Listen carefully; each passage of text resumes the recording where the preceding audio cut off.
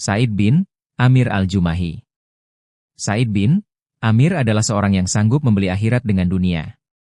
Ia adalah orang yang mendahulukan Allah dan Rasul-Nya daripada siapapun. Ahli sejarah.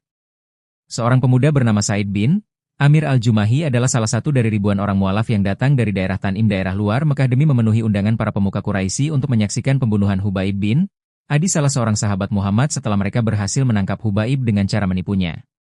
Jiwa muda dan kekuatan yang dimilikinya membuat Sa'id mampu menerobos kumpulan manusia saat itu, sehingga ia dapat berdiri sejajar dengan para pemuka Quraisy seperti Abu Sufyan bin Harb, Safwan bin Umayyah dan lainnya yang menyaksikan pemandangan saat itu. Kesempatan itu membuat Sa'id dapat melihat para tawanan suku Quraisy yang sedang terikat.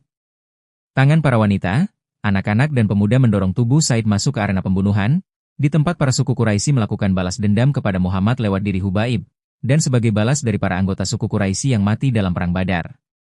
Saat kerumunan yang sesak itu sampai ke tempat pembunuhan dengan membawa tawanan, berdirilah pemuda yang bernama Sa'id bin Amir al-Jumahi dengan tegaknya di hadapan Hubaib.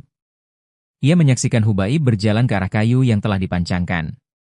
Sa'id mendengar suara Hubaib yang tenang di antara jeritan dan teriakan para wanita dan anak-anak.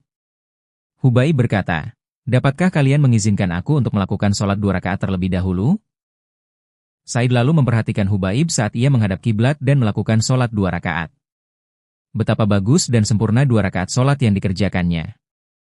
Sa'id juga memperhatikan saat Hubaib menghadap para pemuka Quraisy seraya berkata, "Demi Allah, kalau kalian tidak menduga bahwa aku akan memperpanjang sholat karena merasa takut mati, pasti aku akan memperbanyak bilangan sholat tadi." Sa'id menyaksikan kaumnya dengan kedua mata kepalanya saat mereka memotong bagian tubuh Hubaib yang masih hidup. Mereka memotong setiap bagian tubuh Hubaib sambil berkata kepadanya, "Apakah kau ingin Muhammad menggantikan posisimu ini dan engkau akan selamat karenanya?" Ia menjawab, padahal darah mengalir di sekujur tubuhnya, "Demi Allah, aku lebih suka menjadi pengaman dan meninggalkan istri dan anakku, daripada Muhammad ditusuk dengan duri." Maka semua manusia yang hadir saat itu mengacungkan tangan mereka ke langit, seraya berteriak sengit, "Bunuh dia, bunuh dia!" Lalu Sa'id bin Amir menyaksikan dengan mata kepalanya senidir bahwa Hubaib mengangkat pandangannya ke langit dari atas tiang kayu seraya berdoa, "Allahumma ahsyihim adadan waktulhum badadan walatugadir minhum ahadan." Ya Allah, hitunglah satu demi satu mereka semua. Bunuhlah mereka secara kejam. Janganlah kau sisakan satu orang pun dari mereka. Hubaib pun meniupkan nafasnya yang terakhir. Pada tubuhnya banyak sekali bekas luka pedang dan tombak yang tidak bisa dihitung manusia. Suku Quraisy pun telah kembali ke Mekah, dan mereka semua sudah lupa akan bangkai tubuh dan proses pembunuhan Hubaib. Akan tetapi dalam diri seorang pemuda yang hampir balik bernama Sa'id bin Amir al-Jumahi tidak pernah hilang bayangan Hubaib sesaat pun. Sa'id seringkali melihat Hubaib di kala tidur. Saat terjaga pun, Sa'id sering melihatnya dengan ilusi.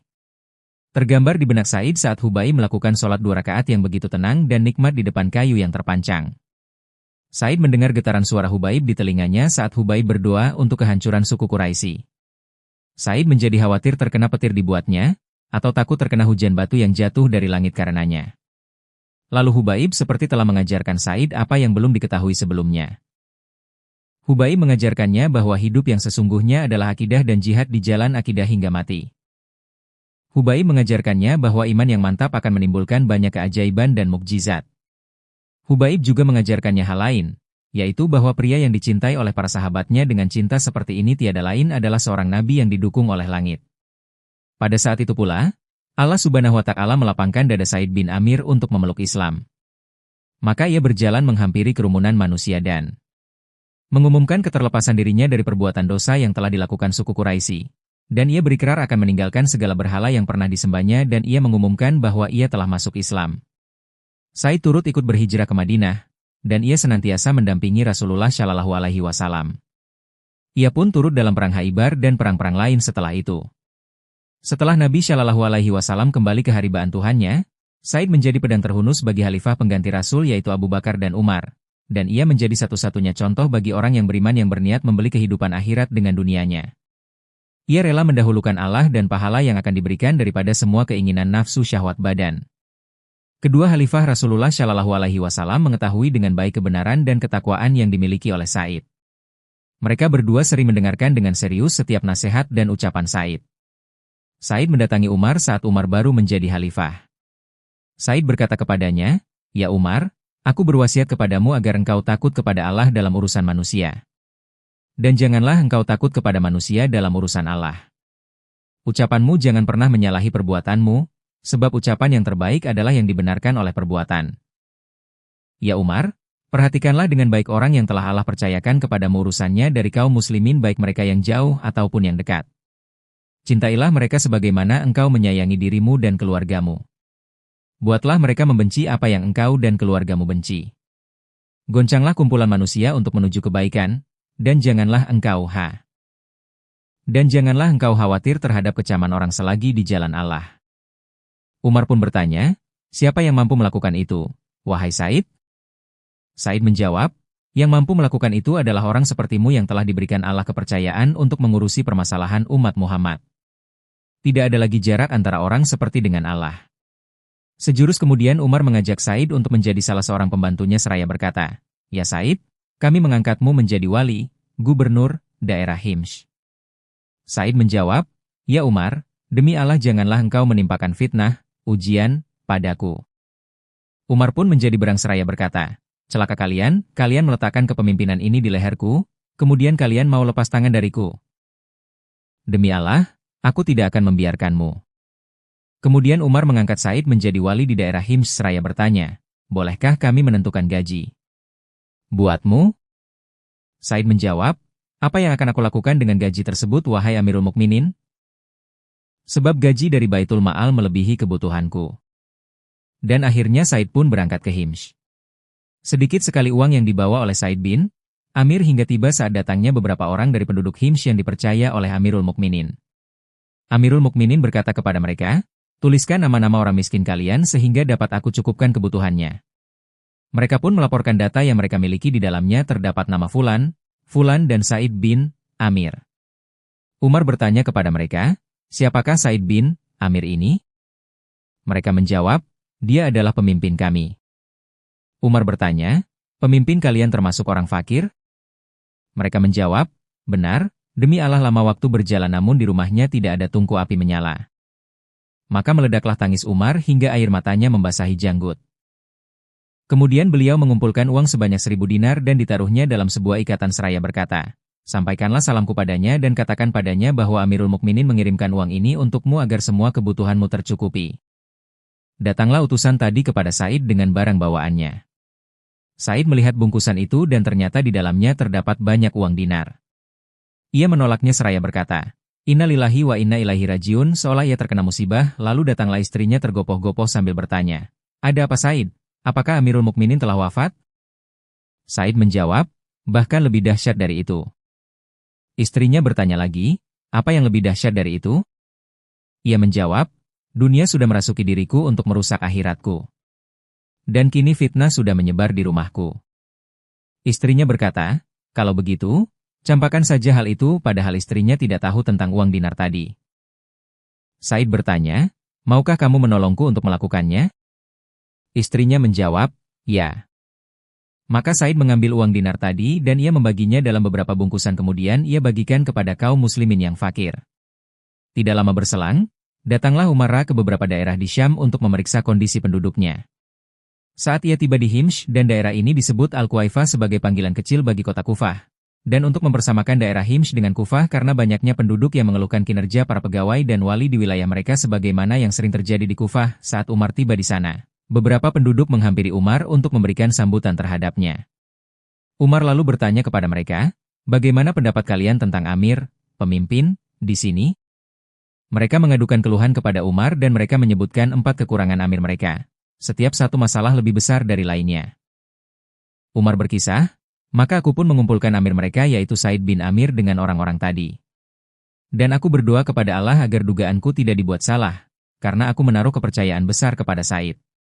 Saat mereka dan pemimpinnya sudah tiba menghadapku, aku bertanya, 'Apa yang kalian keluhkan dari Amir kalian?' Mereka menjawab, 'Ia tidak keluar bekerja sehingga hari sudah amat siang.' Aku bertanya, 'Apa komentarmu dalam hal ini, ya Said?' Ia terdiam sejenak lalu berkata, 'Demi Allah tadinya aku tidak mau mengatakan hal ini. Namun karena ini harus disampaikan maka aku pun akan menceritakannya.' Aku tidak punya pembantu di rumah. Setiap kali aku bangun di pagi hari, maka aku harus menumbuk gandum buat keluargaku. Kemudian aku harus mengaduknya dengan perlahan sehingga ia menjadi ragi. Lalu aku buatkan roti untuk keluargaku. Kemudian aku berwudu dan keluar untuk mengurusi permasalahan manusia. Umar bertanya, lalu apalagi yang kalian keluhkan terhadapnya? Mereka menjawab, ia tidak mau melayani seorang pun pada waktu malam. Umar bertanya, apa komentarmu dalam hal ini, wahai Said? Ia menjawab, demi Allah, sungguh aku juga sungkan untuk menceritakan hal ini. Aku telah membagi waktu siangku untuk berkhidmat dalam urusan mereka, dan waktu malamku untuk Allah Subhanahu wa Ta'ala. Umar bertanya lagi, apa lagi yang kalian keluhkan darinya? Mereka menjawab, ada satu hari dalam sebulan di mana ia tidak keluar untuk mengurusi kami. Umar bertanya, apa maksudnya ini, wahai Said? Ia menjawab, aku tidak memiliki pembantu, wahai Amirul Mukminin. Dan aku tidak memiliki baju kecuali yang sedang aku pakai ini. Aku mencucinya sebulan sekali dan aku menunggunya hingga ia kering. Dan pada penghujung hari, baru aku dapat keluar menemui mereka. Umar bertanya lagi, apa lagi yang kalian keluhkan darinya? Mereka menjawab, seringkali ia hilang kesadaran, sehingga ia tidak mengenali orang yang berada di sekelilingnya. Umar bertanya, apa maksudnya hal ini, ya Said? Ia menjawab, aku menyaksikan pembunuhan Hubaib bin Adi pada saat itu aku musyrik, dan aku melihat para penduduk Quraisy memotong jasadnya dan mereka bertanya kepada Hubaib, apakah kau ingin Muhammad menggantikanmu di sini? Ia menjawab, demi Allah, aku tidak suka merasa aman dengan istri dan anakku, padahal Muhammad sedang dicucuk dengan duri. Dan aku selalu teringat akan hari itu dan mengapa aku tidak menolongnya sehingga aku menduga bahwa Allah tidak mengampuniku. Maka aku pun hilang kesadaran karenanya. Saat itu Umar langsung berkata, segala puji bagi Allah yang telah membuat dugaanku kepadanya tidak rusak. Kemudian Umar mengirimkan 1.000 dinar untuknya agar dapat memenuhi segala kebutuhannya. Begitu istri Said melihat uang tersebut, maka ia berkata, segala puji bagi Allah yang telah mencukupkan kami lewat khidmat yang kau berikan. Belilah segala kebutuhan hidup kita. Dan carilah seseorang yang mau diupah sebagai pembantu. Said berkata kepada istrinya, apakah kau punya sesuatu yang lebih baik dari itu? Istrinya bertanya, apakah itu? Said berujar, kita kembalikan lagi kepada orang yang membawanya, dan hal itu lebih kita butuhkan? Istrinya bertanya lagi, apakah itu? Ia menjawab, kita pinjamkan uang tersebut kepada Allah sebagai qardan hasanan, pinjaman yang baik. Istrinya menanggapi, benar. Dan engkau akan dibalas dengan kebaikan karenanya. Setelah ia meninggalkan majelis maka ia membagikan uang dinar tersebut dalam beberapa bungkus dan ia berkata kepada salah seorang anggota keluarganya, bawalah ini kepada janda fulan, yatim fulan, si miskin fulan dan si fakir fulan. Semoga Allah meridhai Said bin Amir al-Jumahi. Beliau adalah salah seorang sosok yang mampu mendahulukan kepentingan orang lain.